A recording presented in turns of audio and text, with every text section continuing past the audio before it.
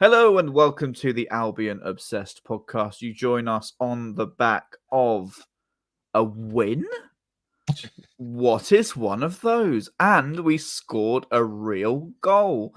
Joining me today is Kurtis Friend. How are you, my friend? I'm fantastic. Glad to be here with you chaps to talk about a win. Is that how it's pronounced? Something like that. I don't know. Maybe Alex can tell us how it's pronounced. Alex, how are you, mate? Good, thank you. Yeah, glad to be back. And yeah, celebrating a ween with a goal. Goal, I think it's called. One of those. Yeah, not 100% sure. You'll have to tell us on social media what a win or a goal is because we are unsure.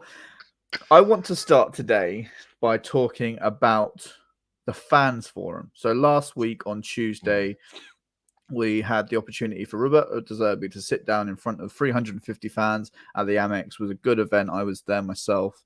And live on YouTube, of course, for people to ask Paul Barber about lactose-free milk. No, that's not what happens. So it was actually a really good evening, to be honest. So Johnny Cantor, before the cameras went live, he went onto the microphone. He said, right, guys, you have an hour to talk to a Premier League manager. Please do not ask any questions that you can send to support services. And I was like, thank God for that. And we didn't actually get that many stupid questions, to be honest. First I can imagine the questions being like, "Oh, what are our current struggles with getting goals? Are there any chances of getting different jams?" Why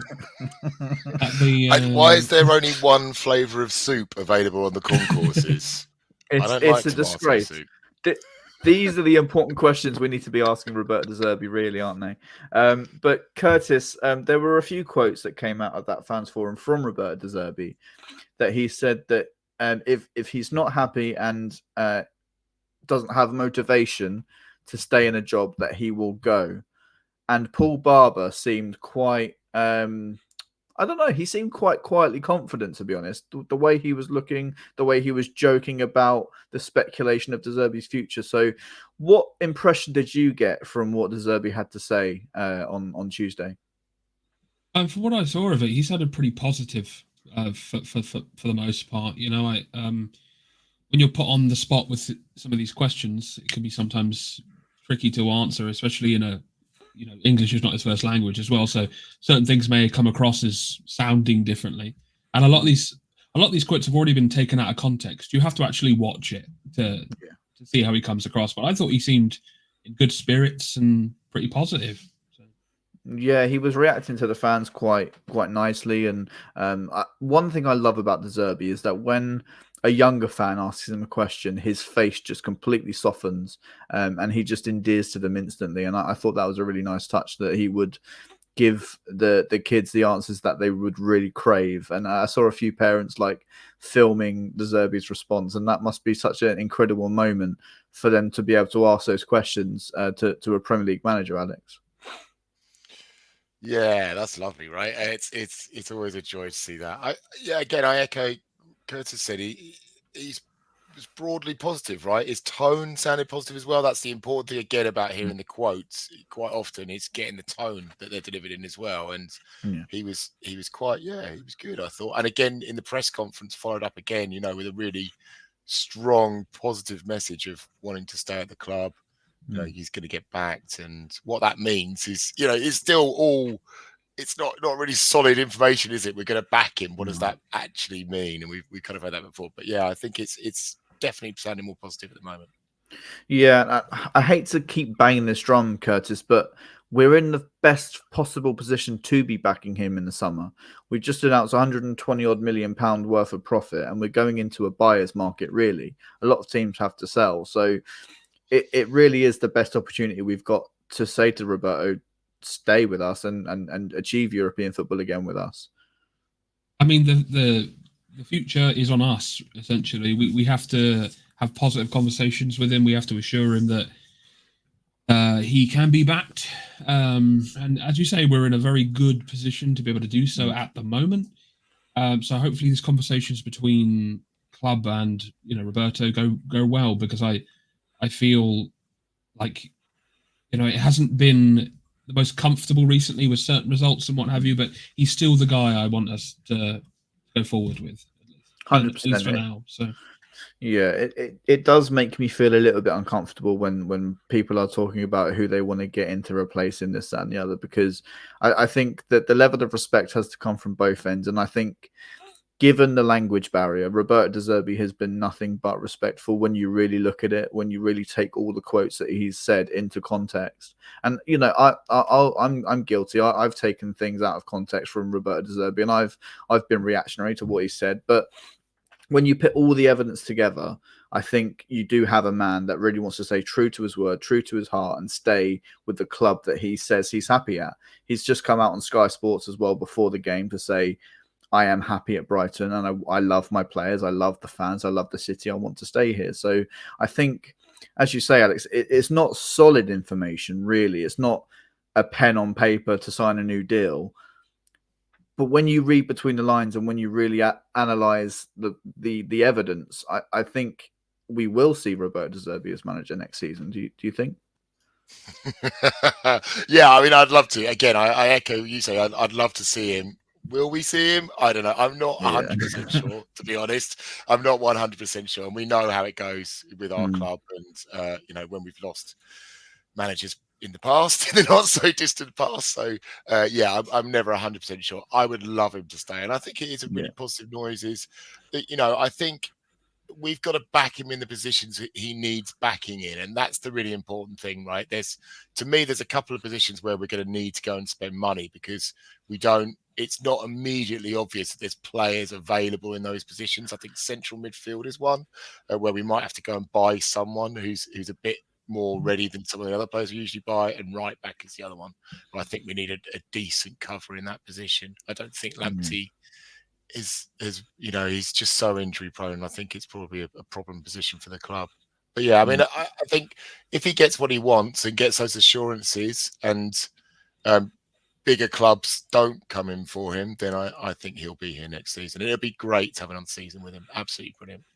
Yeah, and achieve European football again, which I think is in the club's midst. I think we are given, you know, it's been really negative towards the end of this season, but next season I think is another really good opportunity to go again and to stake a claim and to be that club that do achieve Europe a few seasons in a row. So yeah, it's positive stuff. Kurtis, one thing that keeps being said is, I need to talk to Tony. I need to talk to Tony. Do you think that those talks won't happen until the end of the season? Because a lot of people are saying, well, surely you've spoken to him. Surely that those conversations have taken place. But one thing that happened last season was we didn't have the Player of the Season awards because De Zerbi didn't want the players distracted. So do you think these meetings are going to happen after the season? Well, there were reports a couple of days ago that those conversations have already started, but I don't know how true they are. I mean, yeah, that wouldn't surprise me. We know what De Zerbi's like. He's a bit of a mentality monster, isn't he, in that sense? So it honestly wouldn't surprise me if it all takes place after, you know, the dust has settled. Yeah, that's a good point. And hopefully, we can get a little bit more clarity on what the heck is happening in the managerial positions at Brighton and Albion Football Club. As you say, Alex, it needs solidarity. I think we need to know ahead of next season before we start planning for next season. I think they are planning. I think Paul Barber was quoted that they're planning to have Roberto De Zerbi next season and to have our star players going to Japan as well. Karu Matoma being one of them, because why would you go to Japan without one of the stars of the Japanese national team, which would be the most Brighton and Hove Albion thing to do, wouldn't it? I'd be so happy to see an injured Solly March on crutches out there. Come on. I'm sure they will. Pleased. Yeah, I mean, Solly March is the household name in our club. I love Solly. No Solly slander today. Thank you very much. Let's talk then about the fact that Brighton and Hove Albion won a game of football. Alex, after the game, Lewis Dunk was quoted to say that he's missed this feeling, that winning feeling. April, 2 points. 1 goal scored, and it wasn't even a Brighton player. Congratulations to Muric, the Burnley goalkeeper, for winning the goal of the month. That will be sent out to you very soon, I'm sure. But yeah, if he's missed the feeling, gosh, what have the fans been missing, Alex? Yeah, look, I was on the train with my dad and my 2 kids yesterday, and just, we were all just despondent, right? I think we all went into it very, very pessimistic. But weirdly, really weirdly, as I sat down on the ground, I was quite early into my seat yesterday and kind of watched the warm up and just really took it in. And I'm usually a little bit like kind of 10 minutes before kickoff. And I just kind of got this feeling that we were going to do something. I don't know why. It was really odd, but I kind of changed my view and was starting to feel a bit more positive about it.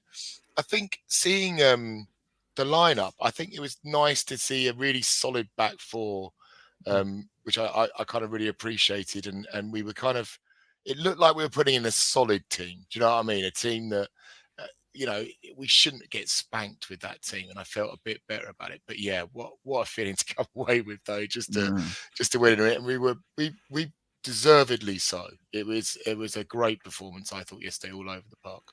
Yeah, 100%. Something we'll delve more into as the podcast goes on for sure. Kurtis, when the starting lineup was announced, there was one name that was on everybody's lips because of negative reasons. However, we will talk about what Adam Webster did throughout the game. But was you, as Alex said, it was quite a solid back four. It was essentially 4 defenders that can play centrally, and really, if you get players that can defend in defense, you're going to have a solid game, right? I mean, you know me. I'm usually very much Mr. Positive in the chat. I'm always like, I've got a feeling we'll do something today. Then we get beat 4-0. But I yesterday I was not confident at all. I was like, oh god, here comes another 5-0 spanking. I can't wait for this one. Woohoo! Strap in. I was so ready for that. And I was on the cusp of, because in the chat I always write, if we win today, I'll get a Jason Steele tattoo. Right? I didn't do it yesterday. And if I did, it would be right there on the side of my neck. No, but seriously, I'm usually, whenever the lineup is announced, I just put full confidence in it, regardless of what's out there, just because you have to just get behind it. So there's no point in complaining. But yesterday I thought, yeah, pretty solid. It's the best we could have done with our options. So pretty happy with it. I'd like to have some Baleba start, but other than that, I'm pretty happy with it. Yeah, there are a few question marks about how Aston Villa would set up as well, and they're very good in the midfield. They can overload and they can hit you on the counter attack. And something that Tom was quite anxious about was not having Baleba in that starting lineup. Alex, I think Baleba last few, and I know we've had a really torrid April, but one positive that I've taken from it is that Baleba has looked like he can be a very, very capable Premier League player, and get a few consistent performances out of him as well. Do you think maybe obviously hindsight is a fantastic thing, but do you think if Baleba was in there, it would have made sense that he would be that sort of player to deal with Aston Villa's physicality? I thought Gross and Gilbert did all right, actually, and it's nice to see Billy back. Obviously, I'm a big fan of Billy's. He was, again, solid, I think is the right word. He didn't make too many mistakes, and there was a couple of nice little passes from him at various points in the match. Baleba, I really like. He's a good youngster. I think he is slightly less consistent than maybe, and I think Gross and Gilmore have got a good partnership now, good understanding. I think that's maybe why he's not getting the games, especially against kind of Villa, where he's got the dynamism, he's got the energy, he's got the running, but they didn't have it yesterday. And either De Zerbi looked at that match of theirs on Thursday and went, "Oh, they're going to be knackered," and we can rest him. And also, I thought as well, kind of bringing those two, bringing on Ciso on and Baleba on a bit later on in the match when they would be even more leggy. You put that energy against them. That was quite a good tactic. I thought it was a good plan. Yeah, for sure. And the front three as well, Kurtis. Well, front four really, of Joao Pedro, Buonanotte, Adingra, and Danny Welbeck. The three behind Danny Welbeck were quite interchangeable, I thought, as well. Like Joao Pedro was drifting out wide, and Buonanotte was finding himself in central areas, which we know that a lot of fans say is his best position. And I thought that fluidity in our team was back yesterday. I thought there was some really good moments where, you know, we were causing Aston Villa some real problems. And, you know, Aston Villa this season have been flawless, and their attack has been extremely potent. And yesterday, we just nullified them in pretty much all areas, didn't we? Yeah, it felt like a load more cohesive yesterday, ultimately, is what I felt. A lot more fluidity. And something I've been complaining a lot about is just some of the passing as of late has been very squiffy. I thought yesterday we looked so much better. We looked really refreshed. We looked into it. You could tell there was a lot of togetherness yesterday. Because, you know, Villa are a really, really hard team. And if you're bad, they can really punish you. So we didn't give them any opportunity to punish us. So really impressive performance, I thought. It's a shame it was only 1-0 because we had plenty of other opportunities to score goals. But in the Brighton way, the B goalkeeper turns up and puts in an amazing performance, as they do. Yeah, exactly. And even saved the penalty, which Joao Pedro luckily nodded in. We'll talk about that in a little bit more detail in a little while. So the first sort of breakthrough came in the second half, Alex, where Igor got down the byline and got a cross in towards Pascal Gross, who's must have been that the hair on his knee was offside or something ridiculous. There was a lot of sort of question marks around the offside call, and I was watching on TV yesterday. I wasn't at the game. Shoot me. But I thought had they have zoomed out in the VAR room, they would have seen that the line that they drew was in line with the ball. Now, surely the offside line follows the ball, and if it's played backwards, you're onside. So do you think it's just another case of we need semi-automated offsides to really show us what is offside? Because these thick lines that they draw, I can't tell anything from these pixelated images. So it's just another example of, I think, VAR's incompetence. Even if it was the right call, there's still lots of question marks around it. VAR's brought in, so the question marks were squashed, but they're still there. So what did you make of that call when you watched it back a little bit later on? My first thought on all these kind of things is it clear and obvious, and is that still a thing?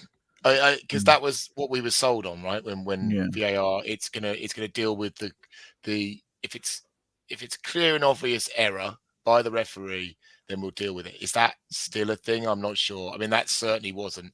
And the most frustrating thing about it was the wait, right?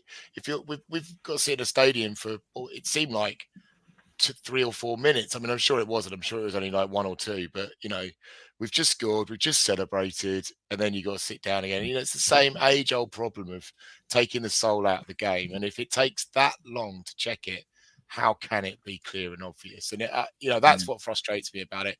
Obviously, we got saved by one up the other end a little bit afterwards. But I mean, the flag went up on that one pretty quick. It's a shame for Pascal. It was a shame for us. I think it was a good moment for us, and it was a nice goal.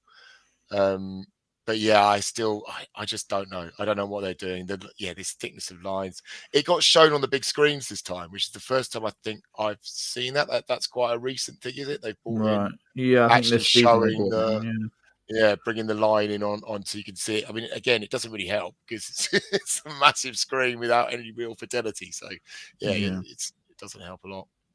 Yeah, it's one of the bugbears that I've had this whole time VAR has been in place, Curtis, that you know we're living in 2024 with 4K, 8K, 16K cameras that surely the Premier League and the club could afford to implement into the stadiums, and we're still seeing these unbelievably pixelated images to decide really important moments in games. And the angles as well that VAR looks at as well. I made a point on Twitter about a week ago that there should be some sort of technology that can follow the offside line up and down the touchline. And someone said, well, you're going to have to implement thousands of cameras. It's like, no, but there are things that can move a camera, and there are operators that can do that, surely. So the technology, for me, still is not up to scratch. So do you share the same sort of frustration that these calls are being made on such poor technology? What makes me laugh is during the World Cup, remember when Japan beat Germany and we got to see the full breakdown replay of like the ball being just in. It was Karuma Toma, if you know what I'm talking about. You remember the one I'm on about. And we get that technology. They can show us the minute detail of the ball being inside the line, but they have to show us this clip that looks like it's from 1987 of someone's foot and a knee, you know, like I don't understand it, like how it can be so advanced in one end of it and then just so archaic in other ends. And eventually they will have to put some money into it just to improve it, because we're going to keep having these issues every season of them having to apologize for getting stuff wrong, or people pointing out that they've drawn the lines in the wrong area and all this, and it's just it gets annoying just to talk about every time, you know. Yeah, I mean, it's very rarely now that we it's not discussed after a football game. that's true. That's true, and it shouldn't be the center of attention at all. Referees should walk onto a football pitch and not be noticed. That's when I say a referee's had a fantastic performance, is when you've barely even noticed a referee's there. And I think that the money is being invested in the semi-automated offsides being brought into the Premier League next season. And I think it's just going to improve the game so much and improve the speed of it, because Alex, I think it was about 3 or 4 minutes that we were waiting for that decision. They added 9 minutes on at the end of the game because there were 2 VAR checks, 3 if you include the penalty, which seems to wait an age for as well. I mean, when you're waiting for your player to take a penalty, it always seems like it's going to take forever anyway. So yeah, really frustrating. One person who didn't have basically anything to do all afternoon, Bart Verbruggen. Now, Aston Villa's XG was 0.06. Now, they had playing yesterday Ollie Watkins, Leon Bailey, Moussa Diaby, John McGinn. All players that are very, very, very capable of hurting teams. And I know John McGinn put the ball in the back of the net, but it was offside and clearly offside as well on the first angle they showed. Alex, were you surprised just how toothless Aston Villa were yesterday? Yeah, definitely. It was one of those where we're sitting there going, have they had a shot on? You know, when you can't quite believe that they haven't. And you like the first half, did they? They only had one, didn't they? I think they had one shot on target in the first 6 minutes, and that was it. That was it, wasn't it? So yeah, it was crazy. I mean, we were so dominant. I mean, harking back to what Kurtis said earlier, and our passing game went up levels yesterday, and it was so good to see us back on that kind of form with the passing game. So weird. I mean, Diaby, I don't even remember, hardly playing. I don't even remember seeing hardly touching the ball. Watkins did not seem himself. I'm always petrified of Watkins. He just loves it. I think he'd had 6 goals in 4 games against us prior to this match. So he's got such a good scoring record against us that, it's always a threat. Bailey made himself the villain pretty much straight away, fell over, didn't he, and started play acting in the first half. So people were getting on his back anyway, but again, no threat at all. But yeah, it was a surprise. It was a real surprise to see how toothless they were. Yeah, no shocks there. Aston Villa play acting and trying to get the referee on their side. Yeah. Imagine my shock. Kurtis, it's the first time Brighton have beaten Aston Villa at home, I think, since 1987. Someone might want to fact check me on that. So the Aston Villa home hoodoo has been removed, which is quite nice going into next season. I think Aston Villa always come and cause us problems. And there was the game last season where we scored after 14 seconds, and then they went on and won the game, which was frustrating. So how good was it to see that hoodoo sort of come to an end and have those players who can really hurt us just not put a foot in at all. Yeah, as I said, it was just kind of unbelievable for me. I was sat there and just I was more surprised with our performance. I was like, oh, wow, we are playing really well here. At times we looked really, really good. As I say, for me, the biggest thing was the passing game, because I thought you have to be so on it with a team like Villa. But it just didn't turn up. I think they were out on the lash night before or something. Like, it just didn't seem into it at all. Because I hear this talk of like, oh, they're probably going to be tired, and I think, oh, surely they can't be, but they did look knackered. But I don't want that to take away from the fact that we were very good, because we were, and that's all the excuses I've seen from their fan base. It's like, oh, we're tired. It's the end of the season, the game volume and everything else. It's like, well, we were better than you, and that's fine to say. Yeah, I mean, there's been moments this season where Aston Villa have had to play a European game and then have gone and won at the weekend. I think that's, it's an excuse that we've used. We've had a lot of injuries. They've had a lot of injuries this season as well to really important players. But I think, when you see that your XG is 0.06, I think there's more to blame than just tiredness. And there would have been opportunities for them to go up a few extra gears yesterday. But yeah, I don't want it to take, as you say, Kurtis, don't want to take away from us just how good we were against a really tired Aston Villa team. We still had to play them. We still had to beat them. Rumour has it was Alex down at the marina setting off fireworks so to wake them up during the... No, that's not true. Just for the lawyers, that is not true. Wasn't me. Full shaggy defense. Exactly that. Yeah, so really positive game. I thought it was one of those games where, you sit there and think it's a free hit. You're going into this not expecting much at all. And it was about time, wasn't it, that a team came and didn't play that well. So we had the opportunity to take advantage of it. And that's exactly what we had to do, was take advantage of it. The advantage came on the 87th minute. Simon Adingra burst into the box and went down after a challenge from Diego Carlos or Conza. I can't remember who it was. Someone tell me. I don't know. One of their defenders bought. Was it Powell? No, I'm not sure. All right, okay. Sure. Maybe Conza then.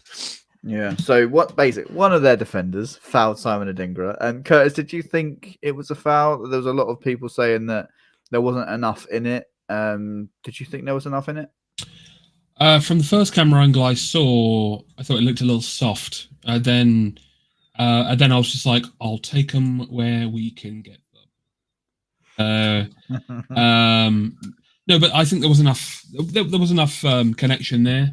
So definite pen and a 5-match ban for that player. I wish.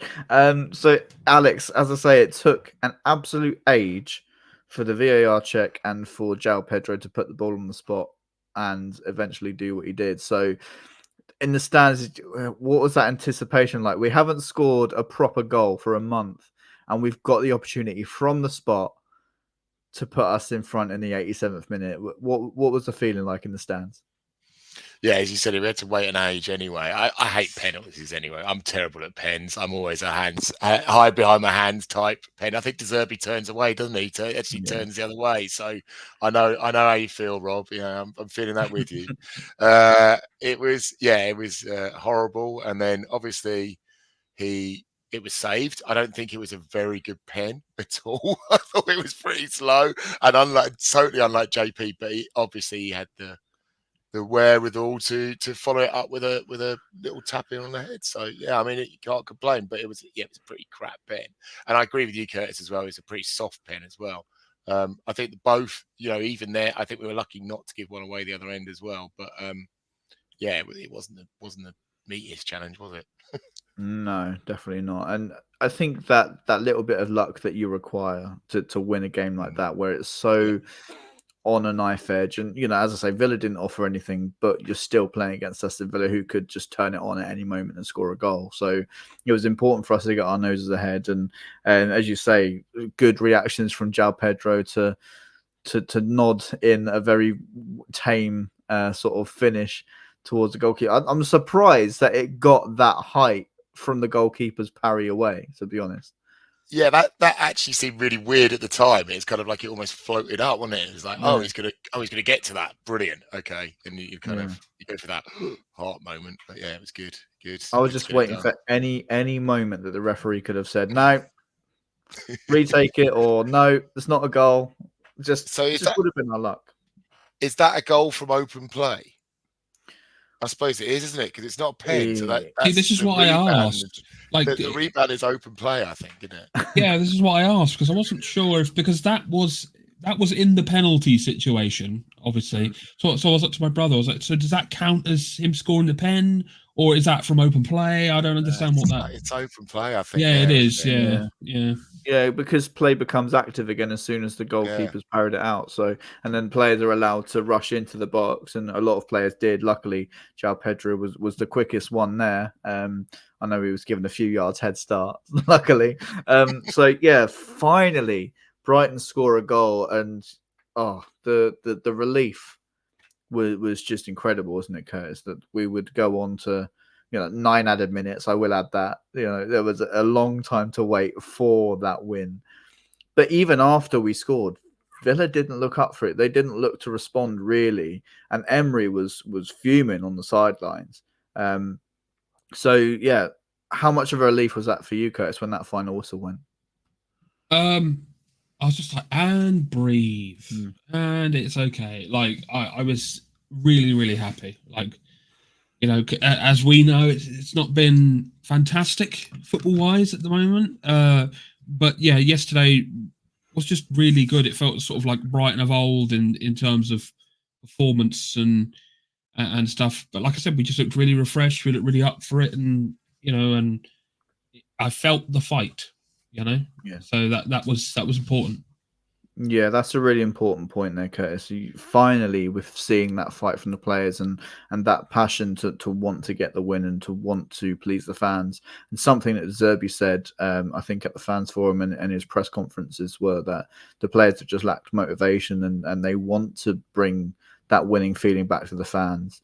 And obviously Dunkey, as I said earlier, said that he's been missing that feeling, and to finally have that back.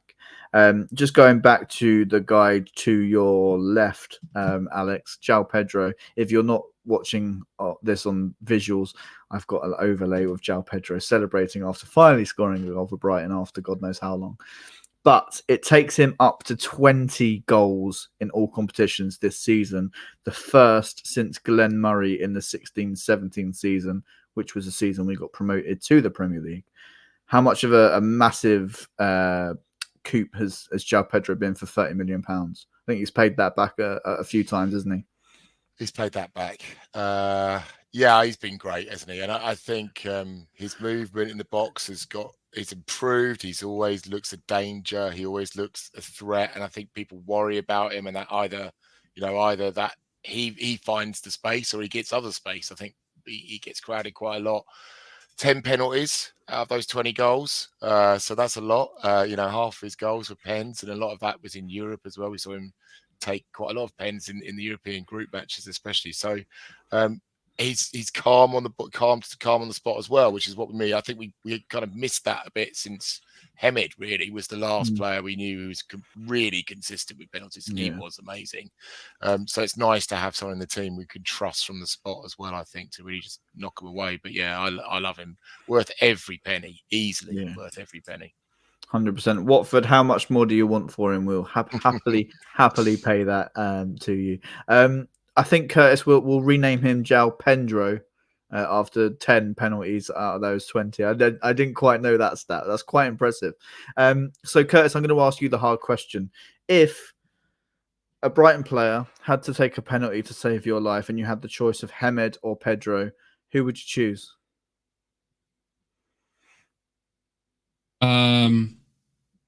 Ahmed's head with Pedro's foot. Yeah, like a mix of them somehow. Tomar Pedro. Yeah, I love it. Oh, what a player Tommy Hemed was. I remember that first season he came in, and I think he scored a really late goal at Craven Cottage in the first maybe the first game of the season, and he just endeared himself. And I loved that relationship he had with Beram Kayal as well. I think that was really wholesome, and they've been sort of in youth ranks together all the way throughout, and then finally played together at Brighton of Albion Football Club again. So, yeah, that's a nice reminisce, isn't it? Tomer Hemed. I thought, like, this is a complete segue, but I thought Tomer Hemed was really unlucky to get that ban after the Newcastle game where he scored. I think he equalised our first season in the Premier League.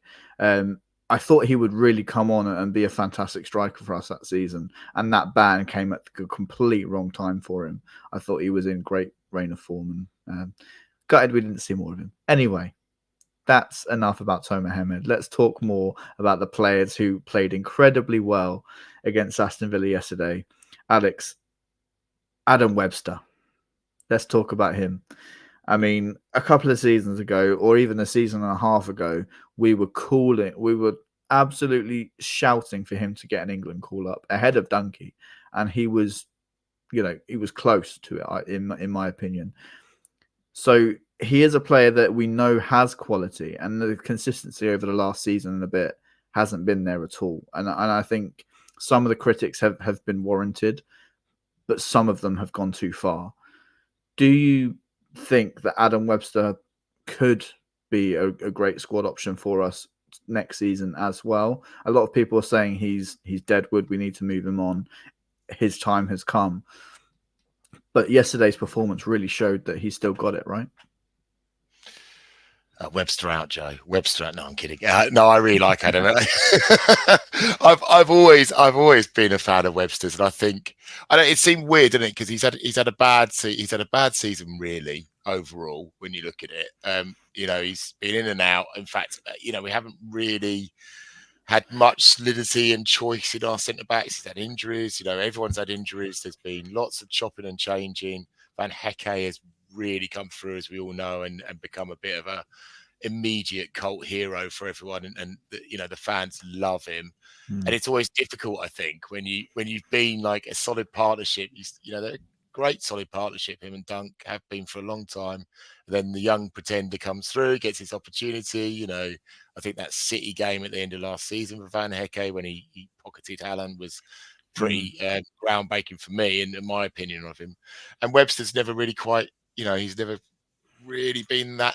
He's had a couple of horrible games this season that have really kind of shone a light on him, I think.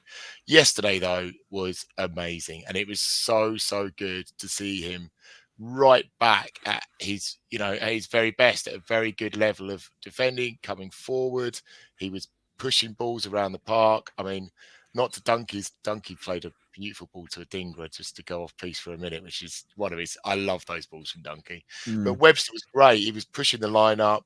He had Watkins was under his control, and kind of a faultless performance, really. I think I saw one stray pass, maybe. That was about it. I don't really remember him making any glaring errors, and was just right there next to Dunkey and forming a great partnership again. So I don't think we should get rid of him. I think he's an excellent option for the club, and can even force his way back into the starting partnership with injuries or any other issues, with the other players. But he was great. Yeah, it's all about that consistency, isn't it? And I think a lot of people are very quick to write off footballers just because they have an off season or an off few games, and that's it. They're finished. They're gone. They have to be gone. And that's one thing that really annoys me is that we've seen so much with other players that form is everything, and confidence is everything.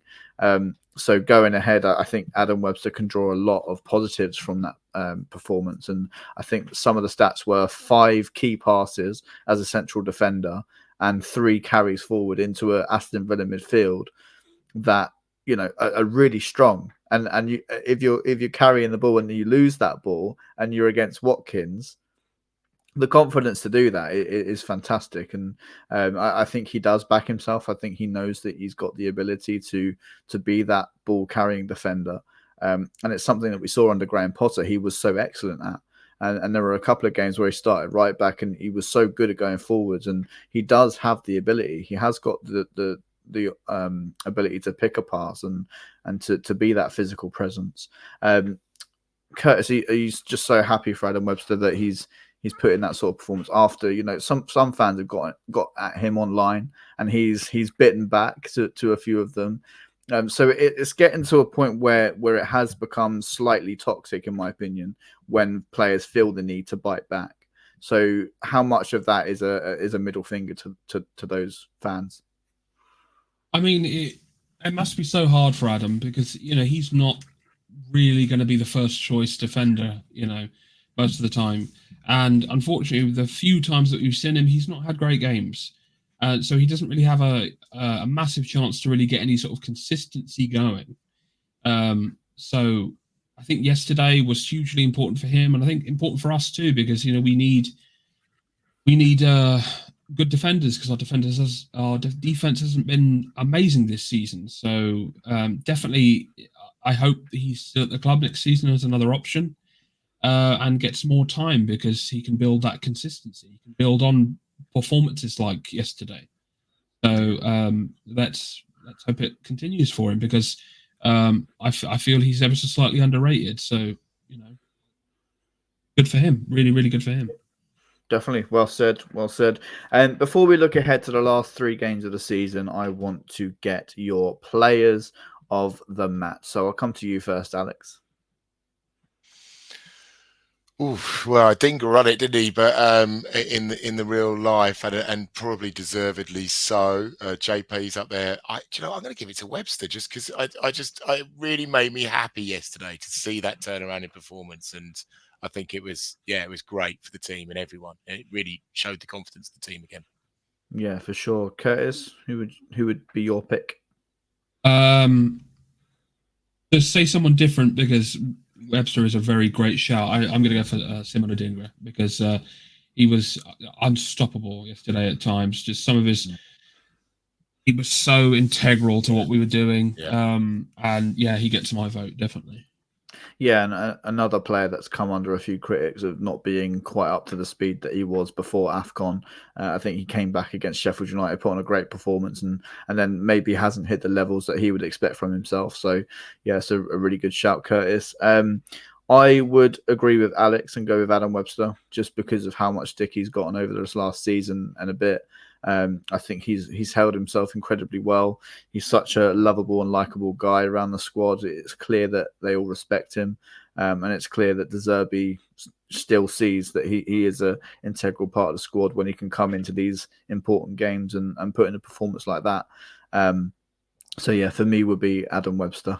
So Adam, you win the Albion Obsessed Player of the Match award. So we'll be sending that to you. I'm sure it's going to go up on your mantelpiece and be a very prized possession in your football memorabilia. We've got 3 games left this season. We go to Newcastle this Saturday. Newcastle have been a bit of a weird one recently, Kurtis. They've been up and down, and they've just beaten, I can't remember who, Sheffield United 5-1. So they've put in, they can still score goals, and they're still a really good side.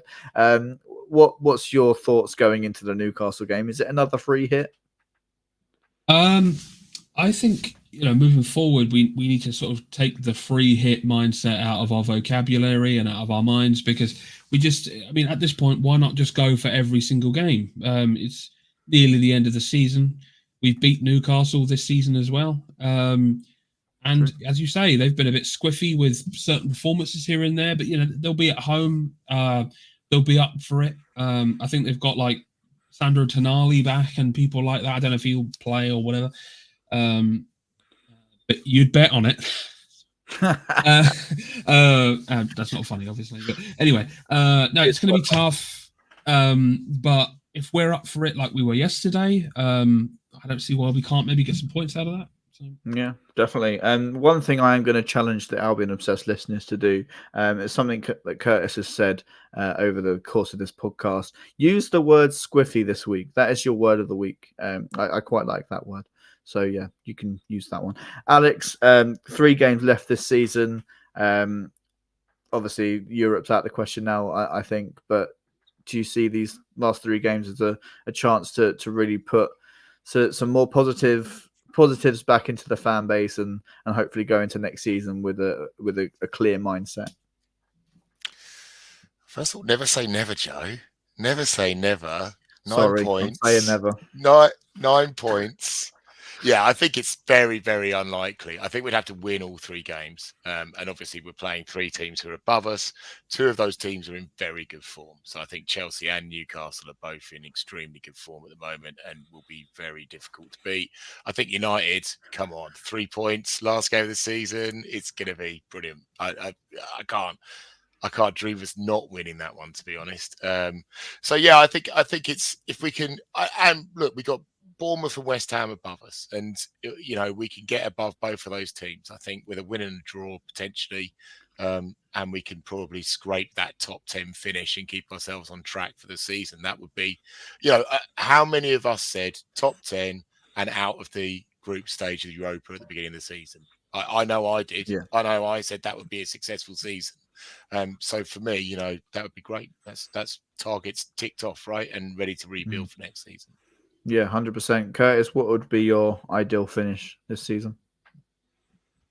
I mean, I predicted us to finish actually out of the top 10 this season. I thought we'd finish about 11th, 12th. I thought there'd be definitely a drop off in form, but with Europa League competition and stuff like that. So if we can hit that 10th position, that'd be great. I'd be more than happy with that. Yeah, for sure. As long as we finish above Palace, that's in my mind. I think they play Man United tonight. I think they're 7 points behind us. And if they lose or draw, then that's pretty much Come on, United. Come on, yeah, United. that feels dirty to say. It really does. Don't say it. It's the lesser of 2 evils, but yeah, let's hope for a Palace loss, I guess. But as you say, Alex, I'd love to beat them last game of the season. And Man United at the Amex is always a really good game. I think we've lost to them once. I'm seeing a Pascal Gross goal in that. Oh, absolutely, has to be. Loves it. Always scores against United. So yeah, that'll be my ideal finish. Would be to put a good account of ourselves against Newcastle and Chelsea, and then beat United at home and go into next season feeling all positive. We are approaching the end of the season, so we do have to start thinking about our end of season awards at Albion Obsessed, called the Albies, which is going to be great fun. So Alex, Kurtis, and all the other guys, if you're listening, start thinking of your players of the season and your villain of the season and your performance of the season, so on and so forth. It's going to be great fun. Something that we'll have to arrange and get people involved in. It should be a good end to a season that has been very historic at Brighton Hove Albion Football Club. Is Joe gone? I think he might be. What do we do now, Kurtis? What's the protocol? Dance. That's now going in the outtakes, so that you realise in the bloopers for the end of the thing. I think what we can be is very proud of the football club this season, and go into next season feeling very, very positive. As the title says, bouncing back with Brighton. We won a game of football. We scored a goal at the Amex. Yes. Absolutely incredible. All that's left for me to say is just give a quick shout out to One Clop Shop, where you can get all of your football shirts for 10% off. Enter code Albion Obsessed. 10%, that's good. That's very Indeed. good. Nice. And a massive thank you to our sponsors as well at Football Prizes. We've run a couple of competitions with them over the last sort of month or so. Somebody won a Roberto De Zerbi signed shirt, an Adam Webster signed shirt, and a shirt signed by the whole squad. So keep an eye out on Albion Obsessed socials. There's going to be more. Thank you to the viewers that watch this all the time. Thank you for your comments. Your lovely feedback. We really, really appreciate it. And we wouldn't be doing it if it wasn't for you guys. So thank you very much. Absolutely. Yeah. All the people that stop us as well at the stadium and say how much they're enjoying the podcast. It really does mean a lot. And I won't sign any more autographs. I refuse. I haven't been stopped yet. I haven't had that yet. I need to come on more. Yeah, we'll get you on more, Alex. You'll be stopped. Honestly, we're so famous at Albion Obsessed. It's crazy. It's a bit much. I need to get an agent. I really do. You know, these media requests are coming in thick and fast. It's too much, really. It's too much. So stop asking me for photos. Anyway, all that's left for me to say, Tom, As I say, I always do you proud when I sign off. Wherever you may be, whenever you may be, we'll see you next time. Albion won a game. Let's go. See you later, guys. Bye-bye.